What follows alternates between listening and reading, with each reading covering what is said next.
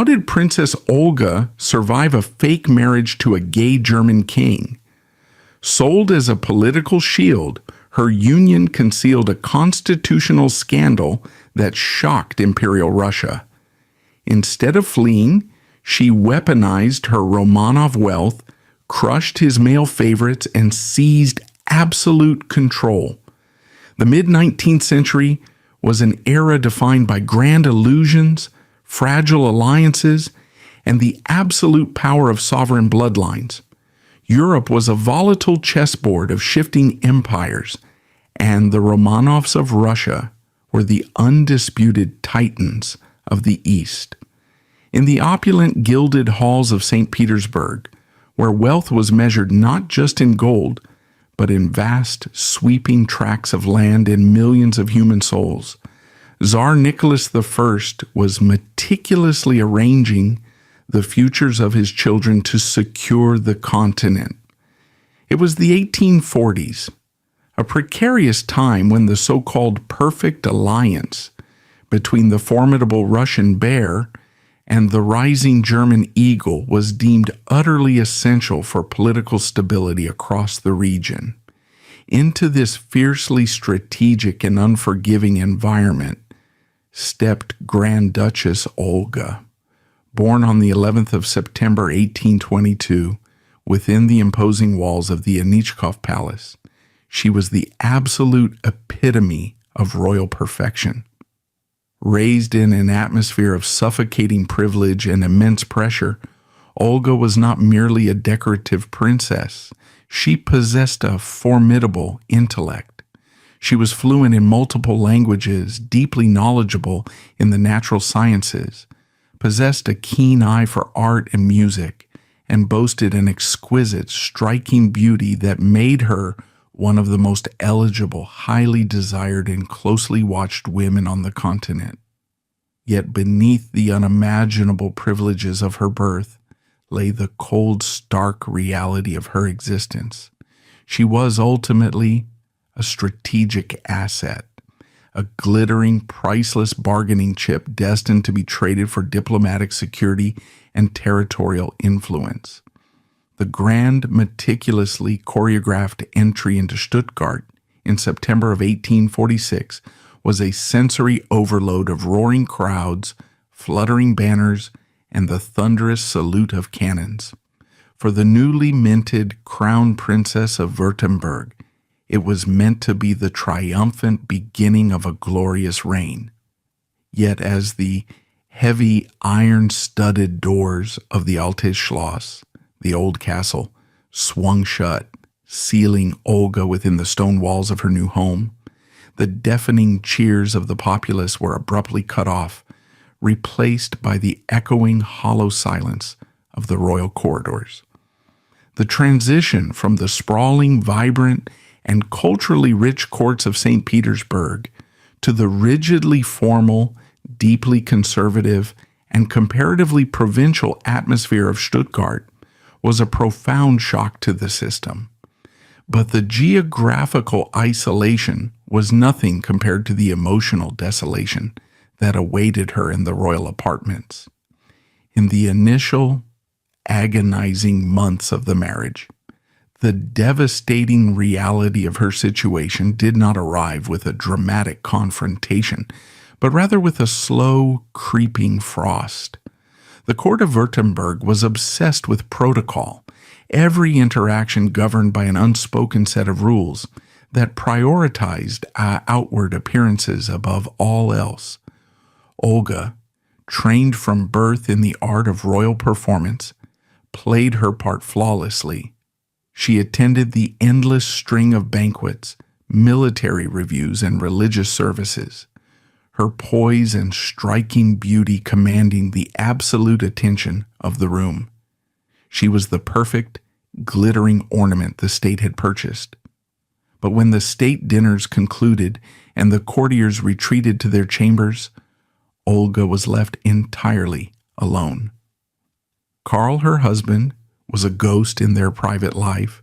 He was invariably polite, offering the requisite formalized pleasantries, but he was physically and emotionally entirely absent. The connecting doors between their suites remained firmly, persistently closed. He found excuses to dine separately, to hunt, to travel with a highly specific, ever-changing entourage of male companions. For a woman celebrated across Europe for her intellect and desirability, the sheer, indifferent rejection by her own husband was a psychological violence that no amount of royal training could have prepared her for. The pressure began to mount almost immediately. In the mid-19th century, a royal bride had one paramount, inescapable duty: to secure the succession.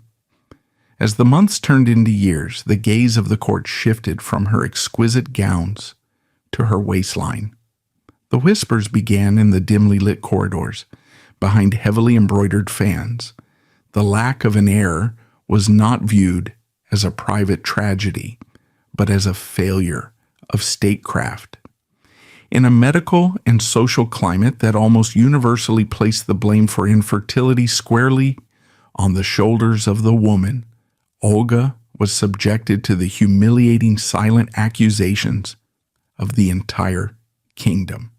She endured the invasive consultations of royal physicians, the whispered suggestions of thermal cures and dietary changes, all while harboring the agonizing, unspeakable truth. The failure of the royal bloodline was not due to a flaw in her own biology, but rather the total absence of physical intimacy in her marriage. It was during these suffocating, lonely years that Olga began to discern the true nature of Karl's absences. The king's companions were not merely hunting partners or political advisors. Men like Baron Wilhelm von Spitzenberg and later the American Richard Mason Jackson occupied a space in Karl's life that went far beyond platonic friendship. In an era where homosexuality was a criminal offense and a profound social taboo, the Württemberg court engaged in a desperate, collective exercise of willful blindness. The nobility saw what was happening, but the truth was too dangerous, too destabilizing to the monarchy to be spoken aloud. For Olga, the realization was a crucible. She was trapped in a lavender marriage expected to serve as the ultimate uncomplaining beard for a man who found her very nature repulsive. She faced a terrifying precipice. She could succumb to the deep, biting humiliation, retreat into the shadows of the castle, and become another tragic, forgotten princess driven to madness or melancholia by a disastrous royal union. Or she could fight back. She chose the latter. Drawing upon the formidable, icy resolve of her Romanov ancestors, a dynasty forged in blood, absolute power, and ruthless survival, Olga began to construct a fortress around her own mind and reputation. If her husband denied her the role of a wife and the state denied her the role of a mother, she would carve out an entirely new sphere of influence, one where Karl's presence was entirely unnecessary. She turned her sharp, restless intellect outward. She transformed her royal apartments from a place of isolation into a bustling hub of intellectual and cultural exchange. She corresponded with leading scientists, artists, and philosophers across Europe. She poured her energy into the meticulous study of natural sciences, particularly mineralogy, eventually amassing a world-class collection that outshone those of many established museums. She took absolute, unyielding control of her own vast financial resources, managing her immense agricultural estates in Volhynia, Russia, with the shrewd, calculating eye of a seasoned executive. She proved rapidly and decisively that she possessed a mind far superior to that of the men who surrounded her, including the king himself. But intellect and wealth were not enough to secure her survival. She needed the absolute, unshakable devotion of the people. It was here that Olga launched the most brilliant, calculating, and ultimately successful campaign of her life. She realized that the people of Württemberg, oblivious to the dark realities of the royal bedchamber, viewed her as a figure of almost divine grace. She began to systematically convert that passive admiration into active, fiercely loyal political capital. She stepped out of the gilded cage of the Altes Schloss and directly into the streets of Stuttgart. She did not merely patronize charities. She built them from the ground up, placing her name and her immense fortune at the forefront of social reform, laying the groundwork for an empire of philanthropy that would eventually make her the most powerful figure in the realm, perfectly positioned to weather the catastrophic storms that her husband was destined to bring upon them all. The foundation of this philanthropic empire was not built on mere sympathetic gestures. It was constructed with the ruthless efficiency and strategic brilliance of a military campaign. In 1849, while the rest of Europe was convulsing with violent anti-monarchist revolutions that toppled thrones and sent kings fleeing into the night, Olga anchored herself directly to the most fundamental, undeniable need of her people, the survival of their children. She channeled a massive portion of her Russian dowry into the establishment of the Olga Hospital in Stuttgart. This was not a distant, hands-off patronage. The Queen was a frequent, highly visible presence in the wards.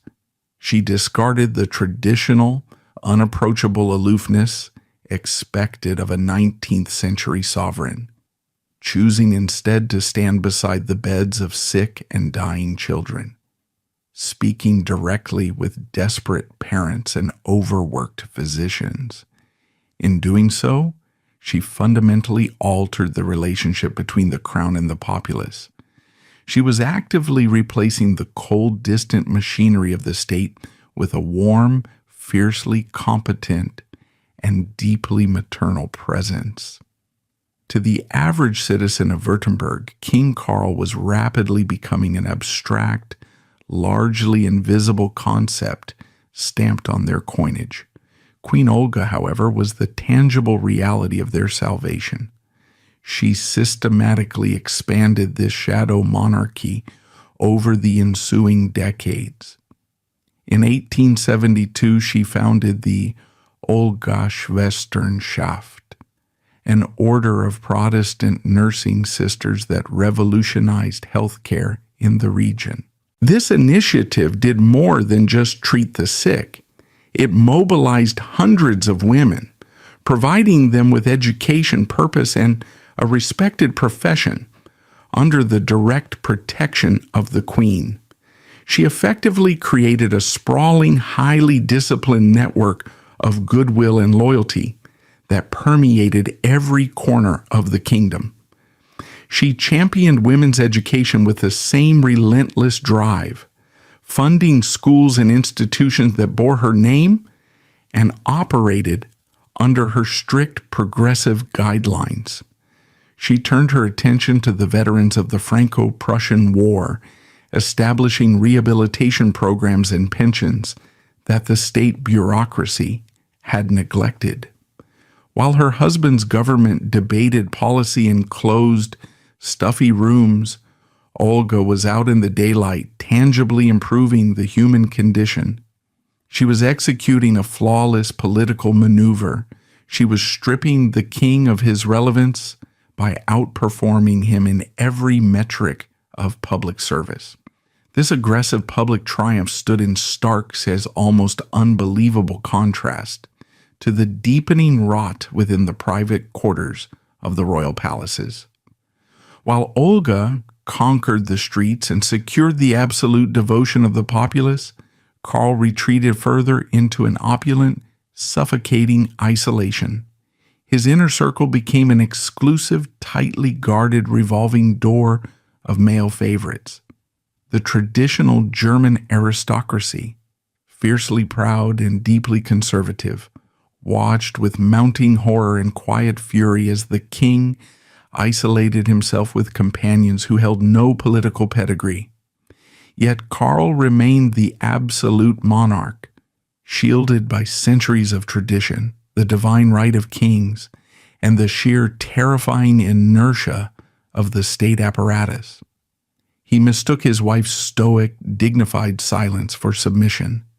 He saw her charities as the harmless, appropriate hobbies of a barren queen, entirely failing to realize that she was systematically building a fortress of public opinion that would soon become impenetrable.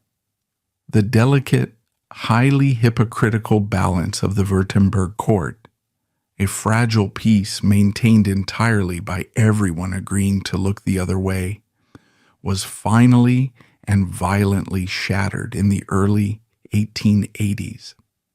The catalyst for this ultimate crisis was not a rival monarch or a political revolution, but the arrival of a man who possessed neither noble blood nor European refinement, nor the slightest respect for the established order. Charles Woodcock was an American. He was a former minister, the son of a butcher, and at 27 years old, he was ambitious, striking, and utterly unbothered by the centuries-old protocols that governed the German nobility. When Karl met Woodcock, he did not merely experience a passing infatuation, he became completely, dangerously consumed. The king's obsession blinded him to the most basic tenets of political survival and personal decency. In a move of staggering cruelty, breathtaking arrogance, and sheer political suicide, Karl decided that it was no longer enough to keep his lover hidden away in private hunting lodges or discreet apartments. He demanded that Woodcock be integrated into the very fabric of the royal household, forcing the American into the daily lives of the court. And then he delivered the ultimate unforgivable insult, seeking to legitimize Woodcock's presence in the palace and perhaps to actively humiliate the wife who stood as a constant, silent reproach to his lifestyle. Karl appointed this young foreign commoner to the position of personal reader to Queen Olga herself.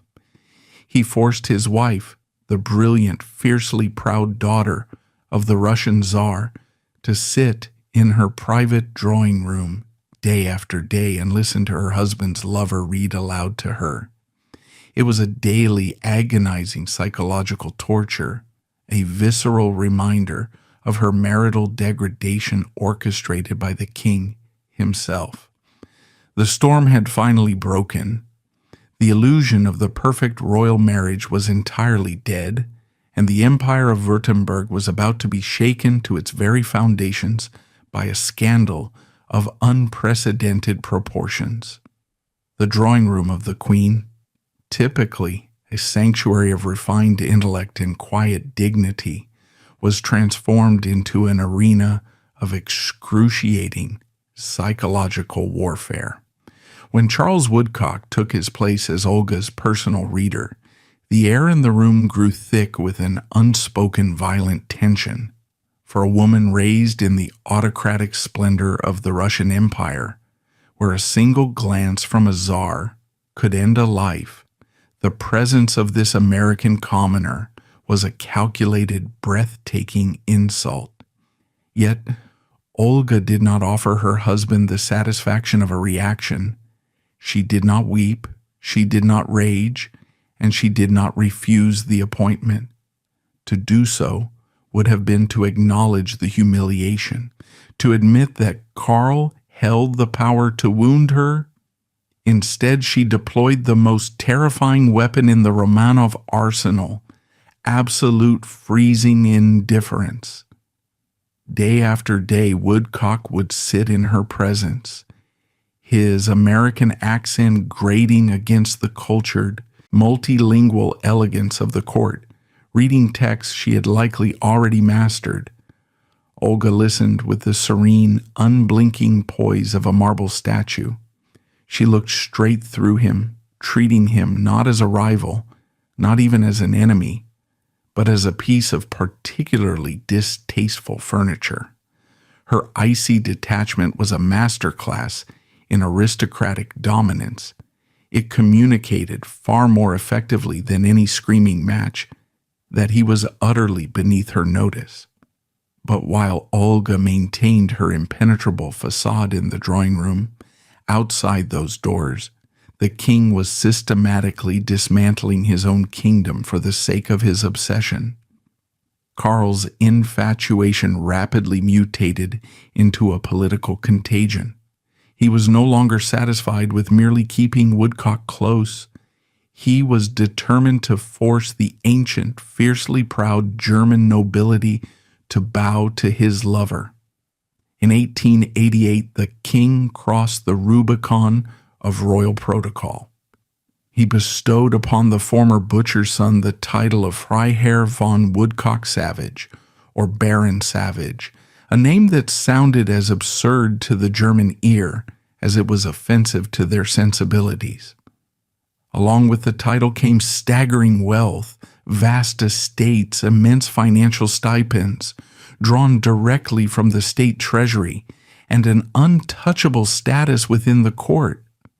The nobility, families whose lineage predated the kingdom itself, were forced to stand aside as this foreign upstart paraded through the corridors of power, clad in bespoke uniforms, dictating access to the sovereign. The crisis quickly evolved from a scandalous court whisper into a severe constitutional threat. Woodcock was not content with titles and money. He began to crave actual power.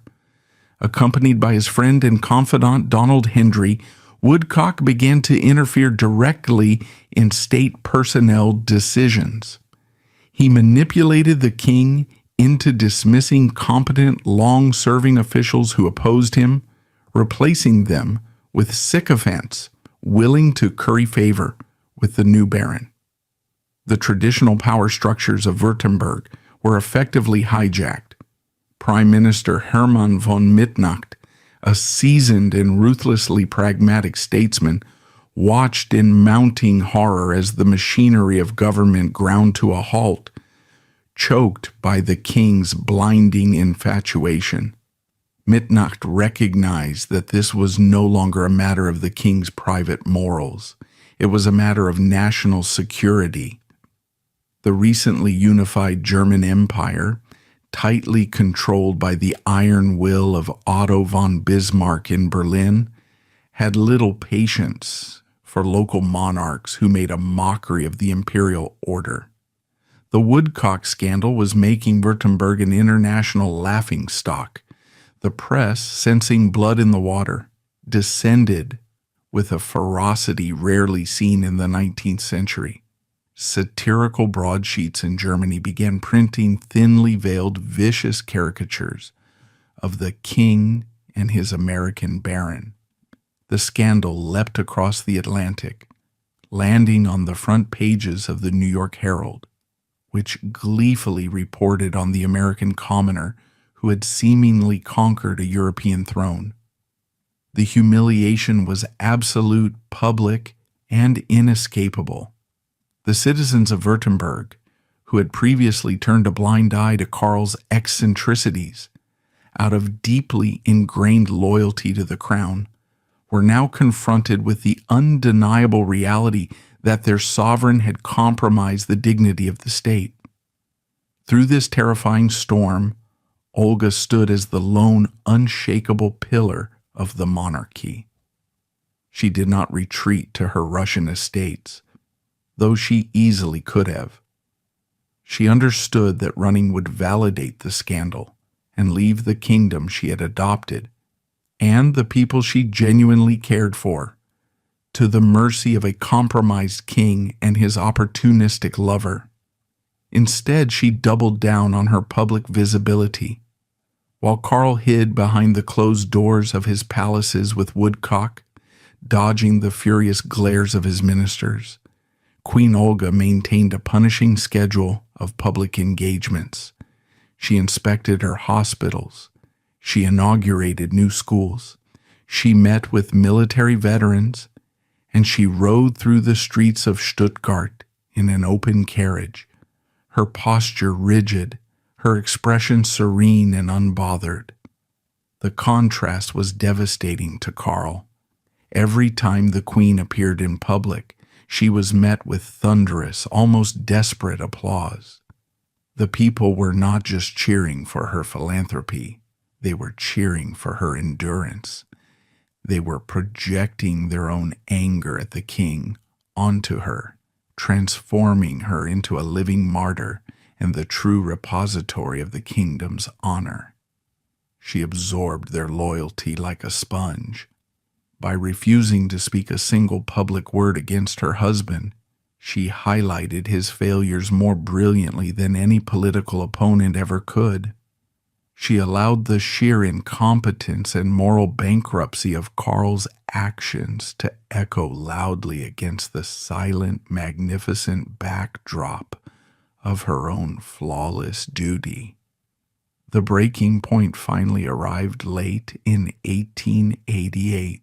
The government of Württemberg, backed by the implicit, terrifying threat of intervention from Berlin, issued an ultimatum. Prime Minister von Mitternacht, representing the unified fury of the nobility and the state apparatus, cornered the king. The terms were absolute. Woodcock had to be dismissed, stripped of his political influence, and exiled from the kingdom, or the king would face a formal challenge to his authority, potentially leading to his forced abdication. Karl, stripped of his illusions and faced with the very real prospect of losing his crown, shattered. The king, who had brazenly defied centuries of tradition for love, proved in the end to be a man unwilling to sacrifice his throne. In a humiliating, tearful capitulation, Karl severed ties with the American. Woodcock was forced to pack his vast, newly acquired fortunes and return across the Atlantic, leaving the king a broken, hollowed-out shell of a monarch. The barren savage was gone, but the damage to Karl's reign was permanent and irreparable. He had retained his crown, but he had entirely lost his kingdom. When the dust settled on the greatest royal scandal of the decade, the balance of power in Württemberg had fundamentally, permanently shifted. King Karl withdrew into a deep, melancholic isolation, his spirit broken, his authority a mere technicality. He would later find companionship with Wilhelm George, a theater director, but he would never again attempt to impose his will upon the state.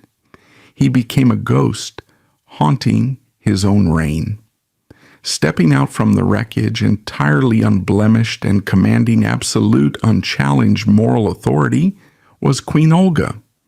She had survived the ultimate humiliation, not by fighting the king in the mud, but by ascending to a height where he could no longer reach her. She was no longer just the Russian princess or the philanthropic queen. She was the de facto ruler of the realm's conscience. The departure of Charles Woodcock did not bring peace to the heavy stone corridors of the Altes Schloss. Rather, it ushered in a profound, suffocating silence. The scandalous, brightly colored circus that had temporarily hijacked the Württemberg monarchy had been violently dismantled, its ringmaster exiled across the Atlantic. In its wake, the palace felt like a theater the morning after a devastatingly poorly received play. King Karl, stripped of his American baron and acutely aware of how dangerously close he had come to being forced from his own throne, retreated into the deepest, darkest recesses of his private apartments. He became a monarch in name only, a hollowed-out figurehead who signed documents with a trembling hand and avoided the piercing, judgmental gaze of his own court. The power vacuum left at the center of the state was immense, terrifying, and fraught with the potential for political collapse, especially with the iron-fisted Chancellor Otto von Bismarck watching closely from Berlin, ever eager to assert Prussian dominance over any weakened southern German state. It was into this dangerous, gaping void that Queen Olga stepped, not with the triumphant fanfare of a usurper, but with the quiet, terrifying inevitability of a glacier. The transition of actual functional power from the king to the queen was never formally documented. There were no grand decrees or constitutional amendments. It happened seamlessly, almost organically, driven by the sheer necessity of state survival. Prime Minister Hermann von Mitternacht, the shrewd, exhausted statesman who had engineered Woodcock's exile, understood perfectly well that the king was no longer mentally or emotionally fit to govern the complex machinery of the realm. Consequently, the invisible lines of communication and authority fundamentally shifted. When crises arose, when diplomatic nuances required a steady hand, or when domestic policies needed royal validation, the ministers of the government ceased looking to the king's closed doors. Instead, they quietly, deferentially sought an audience in the queen's drawing room. Olga wielded this immense unspoken power with devastating precision. She possessed a political acumen that rivaled the most seasoned diplomats in Europe, honed by her upbringing in the ruthless, autocratic court of the Russian czars. She understood that in the newly unified, highly militarized German Empire, Württemberg's survival depended entirely on projecting an image of unshakable stability and absolute moral authority. She became the kingdom's ultimate diplomatic weapon. Her correspondence with the royal houses of Europe, to which she was connected by a complex web of blood and marriage, was not filled with the idle gossip of a relegated consort, but with sharp, insightful political analysis. She smoothed over the profound diplomatic embarrassments caused by her husband, utilizing her flawless reputation to reassure foreign capitals that Württemberg remained a reliable, dignified ally. Even Bismarck, a man famously contemptuous of both women in politics and southern German autonomy, was forced to harbor a grudging, silent respect for the fierce, unyielding Russian princess who had single-handedly prevented her husband's kingdom from collapsing into absolute farce. This shadow governance, however, was merely one facet of her triumph. Her true, enduring fortress remained her philanthropic empire, which she now expanded with an almost manic, relentless energy. The queen did not merely rely on the state treasury, which Karl had so recklessly pillaged for his favorites. She relied entirely on her own staggering personal wealth. Her financial independence was the bedrock of her defiance. The vast agricultural estates she had inherited in Volhynia, deep within the Russian Empire, were not merely distant lines on a map. They were highly profitable enterprises. Olga managed them with the cold, calculating eye of an industrialist, overseeing crop yields, land management, and financial returns with meticulous, exhaustive detail. This immense flow of private foreign capital into her personal coffers meant that she was financially entirely independent of the Württemberg crown. When she wished to build a new wing for the Olga Hospital, or endow a new educational institute for young women, or provide pensions for crippled veterans, she did not need to petition her husband's government for funds. She simply wrote the check. In a very literal, terrifying sense for the men of the court, the queen was wealthier than the king, and she used that wealth to effectively purchase the absolute, unwavering loyalty of the nation. Yet amidst this sweeping, masterfully executed public triumph, the private tragedy of the Romanov princess remained a quiet, persistent ache. The grand echoing nurseries of the palace remained empty of her own biological children, a continuous silent indictment of her lavender marriage.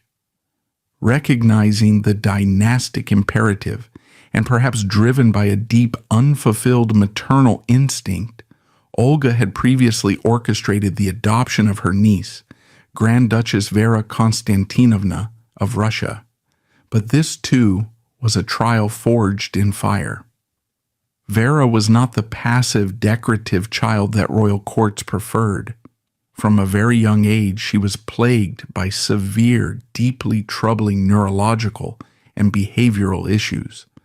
She suffered from violent, uncontrollable nervous attacks, which historical sources often describe as St. Vitus dance or severe Tourette's syndrome, accompanied by terrifying fits of rage and destructive outbursts. Other royal courts, including her own family in Russia, had effectively given up on the child, viewing her as an untamable, broken embarrassment.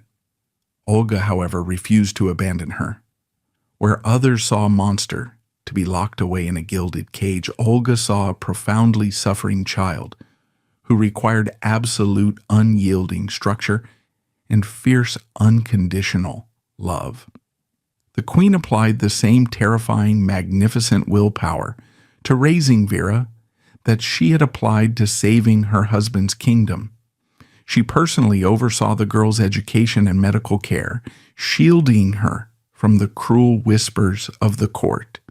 When Vera flew into violent, screaming tantrums, destroying furniture and terrifying the servants, it was Olga who stood her ground, remaining perfectly calm, anchoring the chaotic child with her own unshakable presence. It was a grueling, deeply exhausting process that took years, but Olga's relentless, stubborn devotion eventually yielded a miracle. Under the queen's strict but profoundly loving guidance, Vera's condition stabilized. The terrifying outburst subsided, replaced by a sharp intellect and a fiercely loyal, though undeniably eccentric, personality. In saving Vera, Olga achieved a victory that no amount of political maneuvering could match. She proved that while her husband may have denied her the physical act of motherhood, he could never extinguish her profound capacity to nurture, protect, and heal. As the 1880s bled into the 1890s, the atmosphere in the Altes Schloss settled into a bizarre, permanent twilight. The furious, explosive drama of the Woodcock affair had burned itself out, leaving behind a cold, heavily codified truce. King Carl, aging rapidly and physically diminished by years of stress and melancholy, found a new companion. Wilhelm George, the director of the Royal Theatre, entered the king's private circle, but the dynamic had fundamentally, permanently changed. George was an older, quieter man, acutely aware of the boundaries he must not cross. He did not demand ridiculous titles. He did not interfere in state appointments, and most importantly, he understood that he existed entirely at the mercy of the queen's tolerance. Olga observed this new arrangement with the icy, pragmatic detachment of a seasoned general viewing a pacified enemy. She knew perfectly well who Wilhelm George was and what role he played for her husband. But as long as the theater director remained in the shadows, as long as he did not threaten the dignity of the state or attempt to humiliate her publicly, She allowed the king his quiet, pathetic comfort. It was the ultimate display of her psychological mastery. She no longer felt anger or betrayal. She only felt a cold, distant pity for the broken man who wore the crown. She had won the war of attrition so completely that she could afford to be magnanimous to the ghost she had defeated. She was no longer fighting for her place in the kingdom. She had become the kingdom itself. The reality of Queen Olga's absolute, uncontested dominance over the kingdom of Württemberg during the late 1880s and into the 1890s was a phenomenon that fascinated and intimidated courts across the continent. Having successfully navigated the catastrophic Woodcock scandal and effectively neutered her husband's political influence, Olga did not relax into a comfortable, decorative retirement. Instead, she tightened her grip.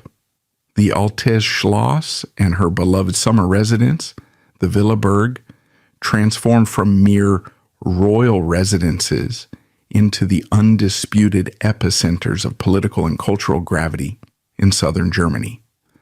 While King Karl spent his final years as a frail spectral presence, heavily reliant on the quiet companionship of his theater director, Olga operated with the terrifying, tireless efficiency of a head of state in her prime. She understood that power, particularly for a woman in the fiercely patriarchal German Empire, was not a static achievement. It had to be constantly exercised, violently protected, and relentlessly expanded. The geopolitical landscape of the era was brutal. The newly unified German Empire, forged by the iron will of Prussian Chancellor Otto von Bismarck, actively sought to centralize authority in Berlin, viewing the autonomous southern states like Württemberg with deep suspicion. Olga became the impenetrable diamond-hard shield of Württemberg's independence.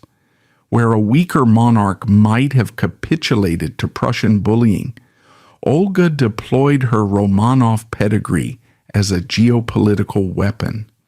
She was, after all, the daughter of a czar, a woman whose familial connections spanned the globe.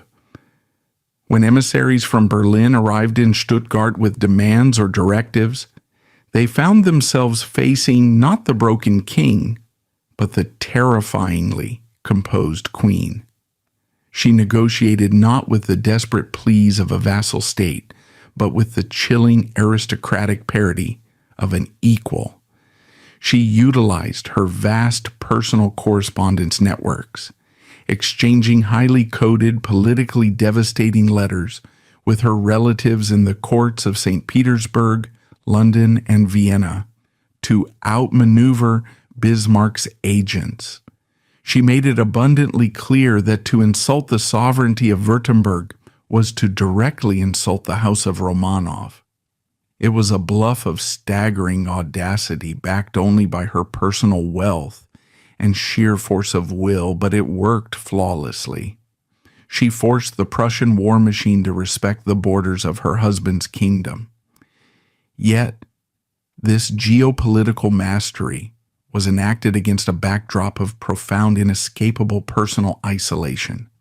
The psychological toll of living a life entirely devoid of romantic love, physical intimacy, or true partnership was immense.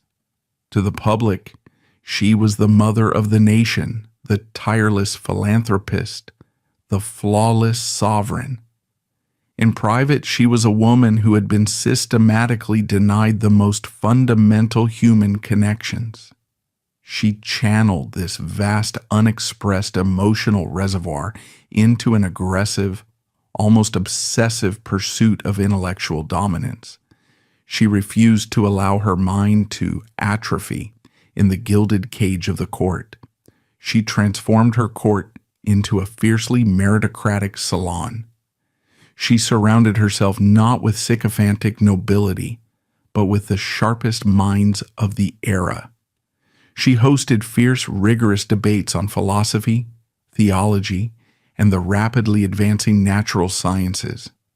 Her personal collection of minerals and geological specimens grew so vast and scientifically significant that leading geologists traveled from across Europe simply to study it.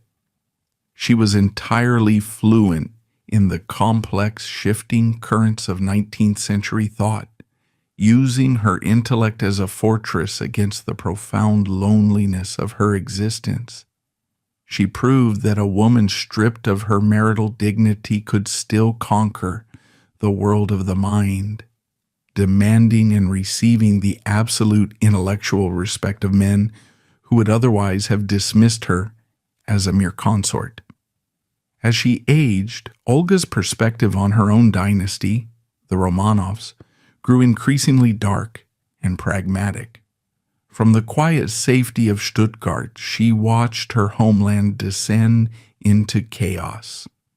In 1881, she had received the devastating news that her beloved brother, Tsar Alexander II, had been violently assassinated in the streets of St. Petersburg, blown to pieces by revolutionary terrorists. While the rest of the Romanov family reacted with reactionary panic and brutal crackdowns, Olga processed the tragedy through the lens of her own survival in Württemberg. She recognized that the absolute unyielding autocracy of her Russian relatives was a brittle, doomed strategy in the modern age. She had survived her own crisis not by commanding obedience through violence, but by purchasing loyalty through immense systemic philanthropy and unshakable public duty. She had achieved what her assassinated brother and her increasingly paranoid nephews could not. She had made herself indispensable rather than merely feared. The bizarre, highly choreographed pantomime of her marriage finally began to draw to its inevitable close in the autumn of 1891. King Carl's health, long compromised by psychological stress and physical decline, broke down completely. As the king lay dying, the court held its collective breath. The man who had subjected his wife to decades of public humiliation, who had denied her a family, and who had nearly destroyed the state for the sake of his American lover, was finally facing the end of his reign. Olga's behavior during these final weeks was a masterclass in stoic, terrifying duty. She did not play the part of the weeping, devastated widow.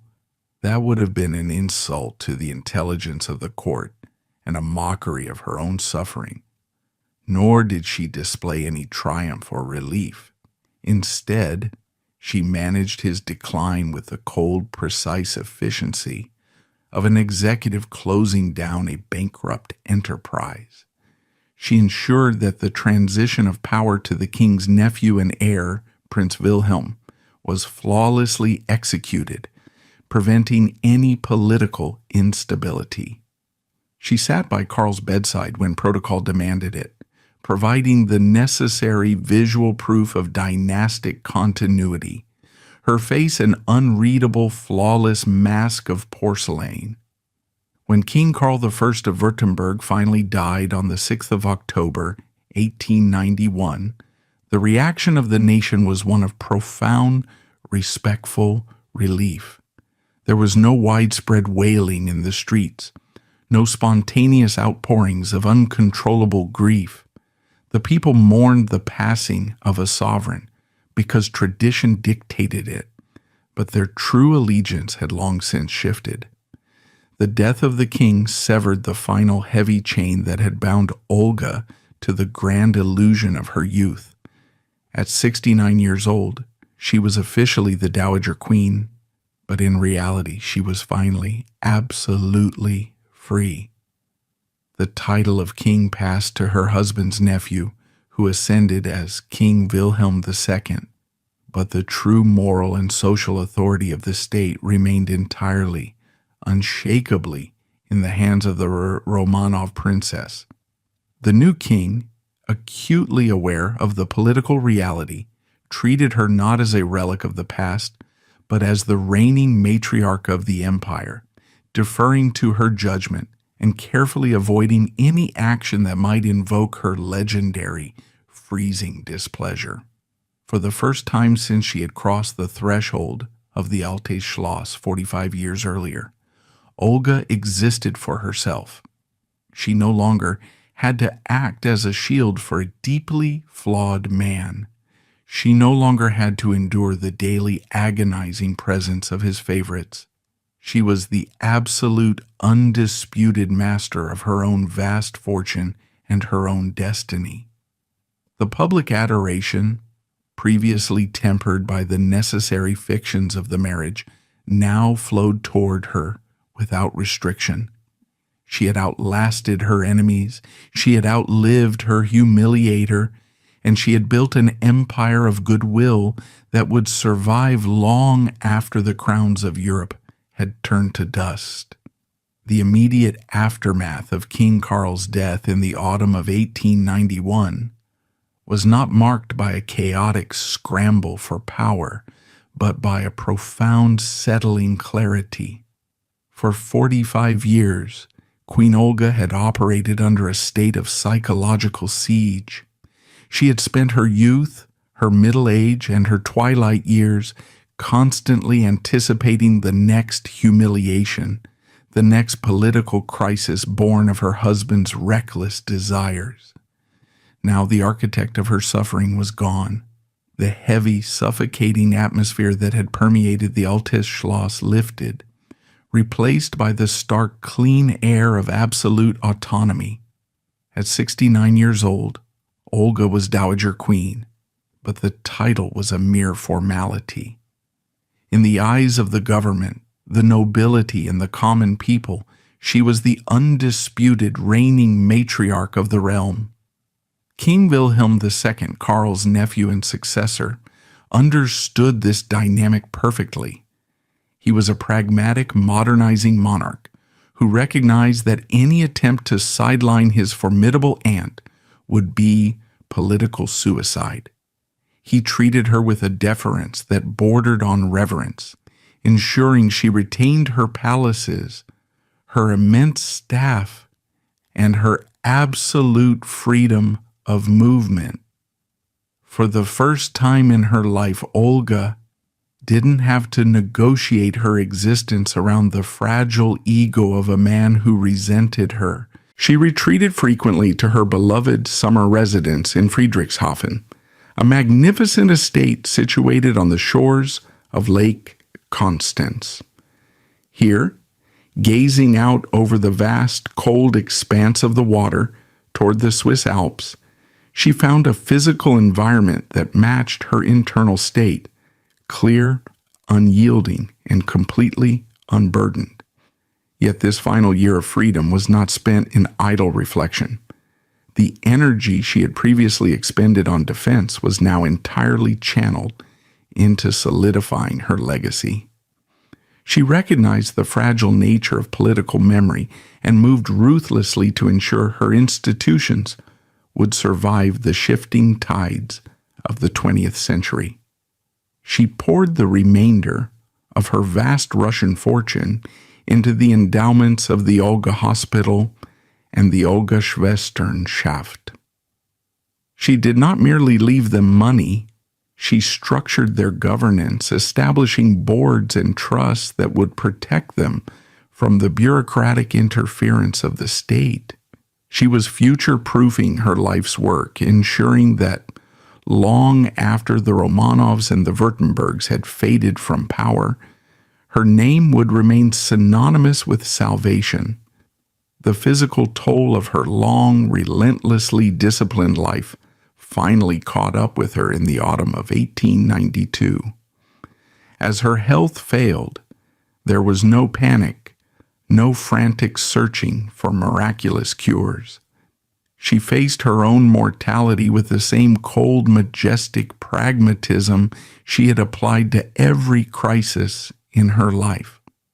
When she passed away on the 30th of October, 1892, at her estate in Friedrichshafen, The news struck the kingdom not as a political event, but as a deeply personal trauma. The reaction of the populace was visceral. The women who had been educated in her schools, the veterans who relied on her pensions, the thousands of families whose children had been treated in her hospitals, they poured into the streets in a display of genuine, unchoreographed grief that terrified the traditional aristocracy. They were not mourning a monarch. They were mourning a savior.